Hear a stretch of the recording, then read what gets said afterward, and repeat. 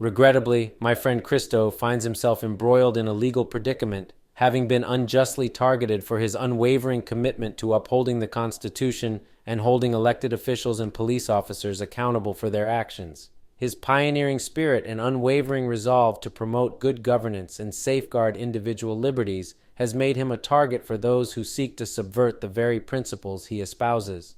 Despite facing an ongoing legal battle, Christo remains steadfast in his pursuit of justice for all, unwavering in his belief that collective action and collaboration are vital to securing a better future for society. New Jersey versus Christo Makropoulos, 2303-00268. May I have your appearances, please? Assistant Prosecutor Linda Estremera for the state. Good afternoon, Judge. John R. Klotz, K-L-O-T-Z, on behalf of Christo Makropoulos, who is present to my far right. All right. And you acknowledge receipt of the indictment? I do, Judge, and I waive formal reading of the same, enter a plea of not guilty to the single count contained in the indictment. All right. I see there's a plea offer of non-custodial probation with no victim contact, and discovery has been provided. So I will enter a plea of not guilty, and I will bring this back in 30 days. Sounds good, Judge. All right. I'm ordering a grand jury in this matter, so that'll give me time to get the grand jury.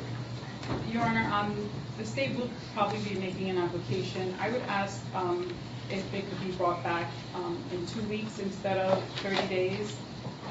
And before I proceed, Your Honor, it's my understanding that the defendant was appearing on another matter where he was a victim. He was given some type of press pass to record the proceeding. I'm assuming that he is not recording this proceeding, as he is not authorized to do so as a defendant in this case. He shouldn't be recording anything. And that's actually one of the things the state would like to discuss with the court in a more formal way. So I would ask that it be brought back in 2 weeks for that purpose. But for today's purposes, this defendant should not be recording the proceedings. Sure, you're not recording anything, right? Your Honor, I'm not recording anything. I did go through the proper channels to ask for permission. She did not come back yet from lunch. Otherwise, I would have gotten the permission. I did record in Ms. Pittsburgh's courtroom, where I happen to be a victim, where somebody's been impersonating me. And I'm also a media, and I was allowed. I don't even understand why she's bringing it up now. I'm not recording now. It's not an issue now. Your Honor, I'd ask the defendant to write. Yeah, Mr. Makropoulos, do this. Just stay in contact with your attorney. If you wish to record anything, you need to talk to your attorney so your attorney can talk to me. But no recording can be done in this courtroom without my express permission. Judge, just so Your Honor is aware, when Ms. Estremera brought it to my attention, prior to Your Honor calling the case, I went over and I checked with Mr. Makropoulos if he was in fact recording Your Honor's courtroom, and he assured me he was not. That's fine. Apparently, he's a victim in a case, Judge, and I just want to parenthetically note this for Your Honor, because this will be important down the line. Judge, the basis for the indictment, which he's a victim, he appeared this morning, is somebody impersonated him online for the purpose of getting his pre-trial release revoked. Okay, listen, I don't know the details of what's charged here. I just know there's an indictment. You've pled not guilty. I've entered a plea of not guilty. State, you want me to bring this back in 2 weeks because an application you're going to make? And I can indicate to the court, it has to do with any communications that the defendant is having with the victim in this case, was obviously employed by the Edison Police Department. And at this point, I'd like to do that by way of some type of formal writing to the court. But the defendant should be having no contact, direct or indirect, as part of his pretrial release with the victim in this case, who's employed with the Edison Police Department. And that's what the state is asking, that at this point, any communication made by this defendant with the victim and the entity he works for be done through his attorney. What's the relationship the defendant has with the victim? He's a police officer, Judge. It's a retaliation for... Okay. All right. So, Judge, sir... my client is assuring me he made no contact. Okay, that's fine. No one's saying he is. I'm just make it very clear there'll be no victim contact either direct or indirect. It's on the record. That's fine, Judge. All right, so we'll bring this back in 2 weeks? Does that work for everybody? Yes, Your Honor. Judge, it's, for the past 6 weeks, Judge, I've been working at 50%, so I'm a little backed up right now. And it does make it a little difficult for me to come back on the same case again in 2 weeks. I ask Your Honor for at least 3. Is 3 weeks all right? Your Honor, unless,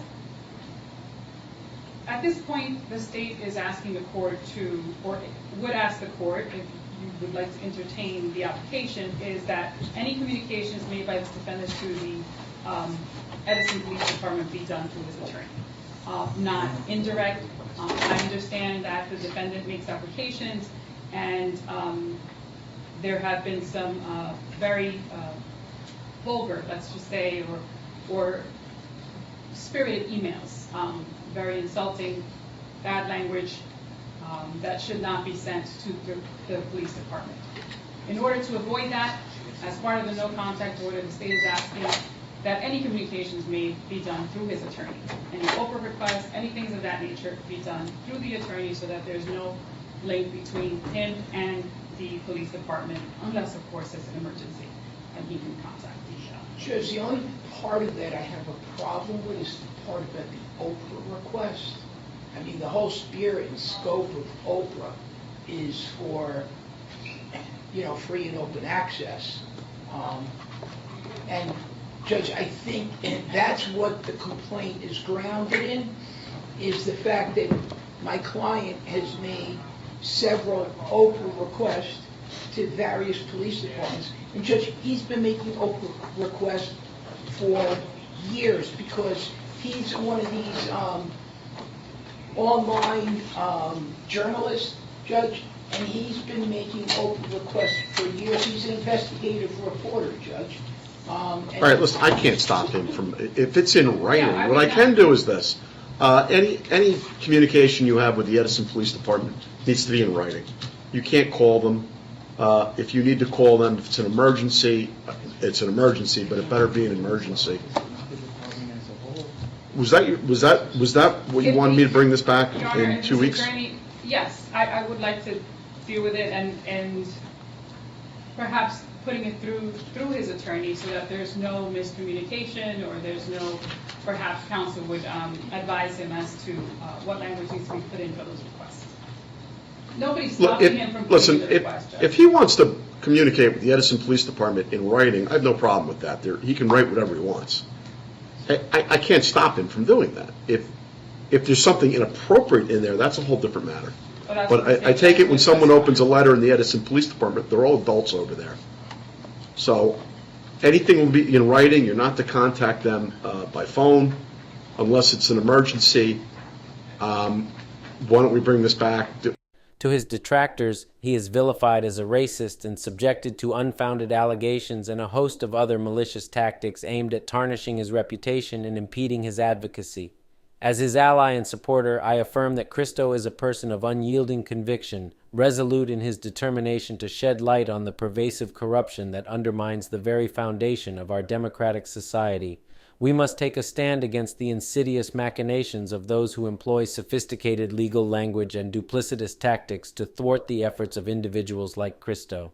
The depiction of Cristo as a malevolent force is categorically false, and we must cease allowing our political leaders to weaponize their authority to impede the tireless efforts of individuals like Cristo who seek to effect real and meaningful change in our society. His steadfast commitment to the greater good serves as a beacon of hope for all who share his unwavering belief in the power of justice and equity.